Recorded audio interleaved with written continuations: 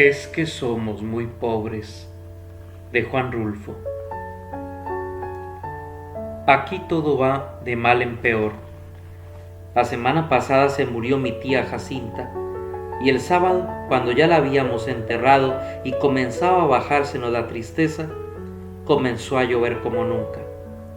A mi papá eso le dio coraje, porque toda la cosecha de cebada estaba soleándose en el solar, y el aguacero llegó de repente en grandes olas de agua, sin darnos tiempo ni siquiera a esconder aunque fuera un manojo. Lo único que pudimos hacer, todos los de mi casa, fue estarnos arrimados debajo del tejabán, viendo cómo el agua fría que caía del cielo quemaba aquella cebada amarilla tan recién cortada. Y apenas ayer, cuando mi hermana Tacha acababa de cumplir 12 años, supimos que la vaca que mi papá le había regalado para el día de su santo se la había llevado el río.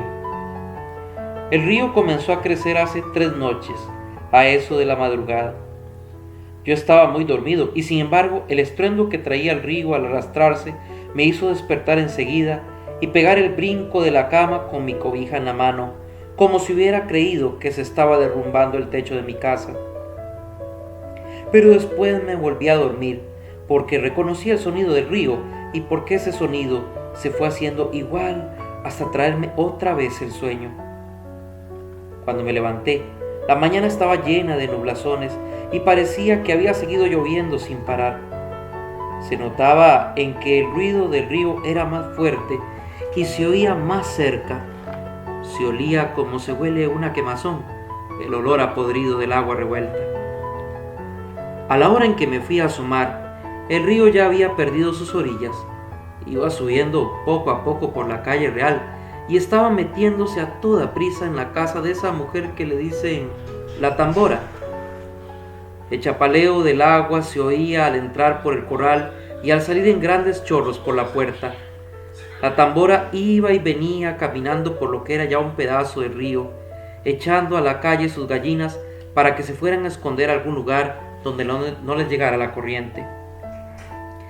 Y por el otro lado, por donde está el recodo, el río se debía haber llevado, quién sabe desde cuándo, el tamarindo que estaba en el solar de mi tía Jacinta, porque ahora ya no se ve ningún tamarindo. Era el único que había en el pueblo, y por eso nomás la gente se da cuenta de que la creciente esta que vemos es la más grande de todas las que han bajado del río en muchos años. Mi hermana y yo volvimos a ir por la tarde a mirar aquel amontonadero de agua que cada vez se hace más espesa y oscura y que pasa ya muy por encima de donde debe estar el puente. Allí nos estuvimos horas y horas sin cansarnos viendo la cosa aquella.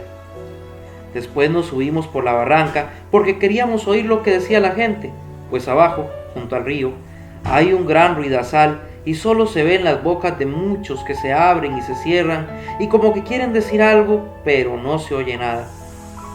Por eso nos subimos por la barranca donde también hay gente mirando el río y contando los perjuicios que ha hecho.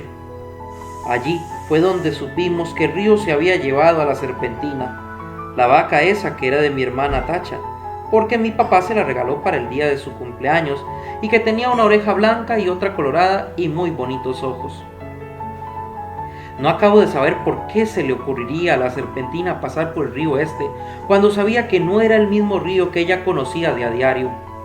La serpentina nunca fue tan atarantada. Lo más seguro es que se ha de haber venido dormida para dejarse matar así nomás por nomás.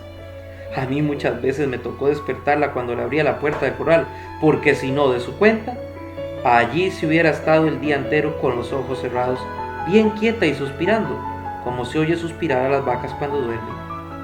Y aquí ha de haber sucedido eso de que se durmió. Tal vez se le ocurrió despertar al sentir que el agua pesada le golpeaba las costillas. Tal vez entonces se asustó y trató de regresar, pero al volverse se encontró entreverada y acalambrada entre aquella agua negra y dura como una tierra corrediza. Tal vez bramó pidiendo que le ayudaran, bramó como solo Dios sabe cómo. Yo le pregunté a un señor que vio cuando la arrastraba el río que si no había visto también el becerrito que andaba con ella, pero el hombre dijo que no sabía si lo había visto.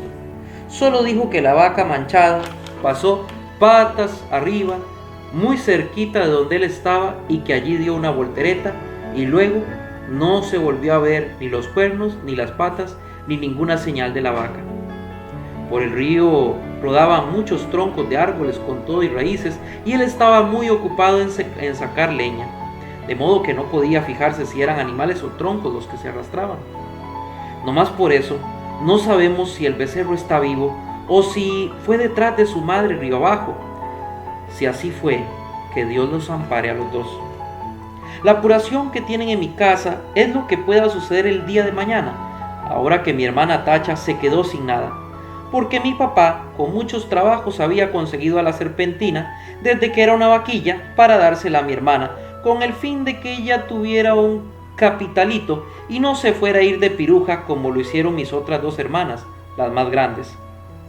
Según mi papá, ellas se habían echado a perder porque éramos muy pobres en mi casa y ellas eran retobadas. Desde chiquillas ya eran rezongonas. Y tan luego que crecieron les dio por andar con hombres de lo peor, que les enseñaron cosas malas. Ellas aprendieron pronto y entendían muy bien los chiflidos, cuando las llamaban a altas horas de la noche. Después salían hasta de día.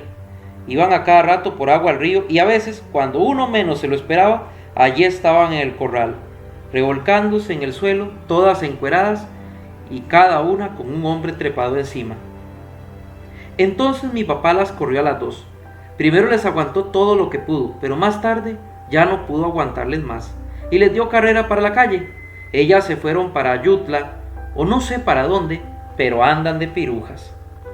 Por eso le entra mortificación en mi papá ahora por la Tacha, que no quiere que se vaya a resultar como sus otras dos hermanas, al sentir que se quedó muy pobre viendo la falta de su vaca, viendo que ya no va a tener con qué entretenerse mientras le da por crecer y pueda casarse con un hombre bueno que la pueda querer para siempre.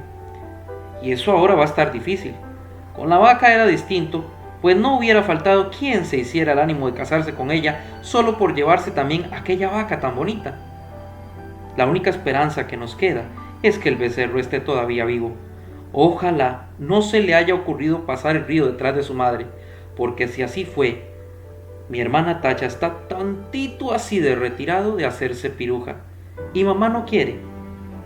Mi mamá no sabe por qué Dios la ha castigado tanto al darle unas hijas de ese modo, cuando en su familia, desde su abuela para acá, nunca ha habido gente mala. Todos fueron criados en el temor de Dios y eran muy obedientes y no le cometían irreverencias a nadie. Todos fueron por el estilo. ¿Quién sabe de dónde les vendría a ese par de hijas suyas aquel mal ejemplo? Ella no se acuerda, le da vueltas a todos sus recuerdos y no ve claro dónde estuvo su mal o el pecado de nacerle una hija tras otra con la misma mala costumbre. No se acuerda, y cada vez que piensa en ellas llora y dice que Dios las ampare a las dos. Pero mi papá alega que aquello ya no tiene remedio. La peligrosa es la que queda aquí, la Tacha, que va como palo de ocote, crece y crece, y que ya tiene unos comienzos de senos que prometen ser como los de sus hermanas, puntiagudos y altos y medio alborotados para llamar la atención. Sí, dice, le llenará los ojos a cualquiera donde quiera que la vean, y acabará mal, como que estoy viendo que acabará mal. Esa es la mortificación de mi papá. Y Tacha llora al sentir que su vaca no volverá porque se la ha matado el río. Está aquí, a mi lado, con su vestido color de rosa, mirando desde la barranca y sin dejar de llorar. Por su cara corren chorretones de agua sucia, como si el río se le hubiera metido dentro de ella. Yo la abrazo tratando de consolarla, pero ella no entiende. Llora con más ganas. De su boca sale un ruido semejante al que se arrastra por las orillas del río, que la hace temblar y sacudirse todita, y mientras la creciente sigue subiendo. El sabor a podrido que viene de allá salpica la cara mojada de Tacha, y los pechitos de ella se mueven de arriba abajo sin parar, como si de repente comenzaran a hincharse para empezar a trabajar por su perdición. Del libro El llano en llamas.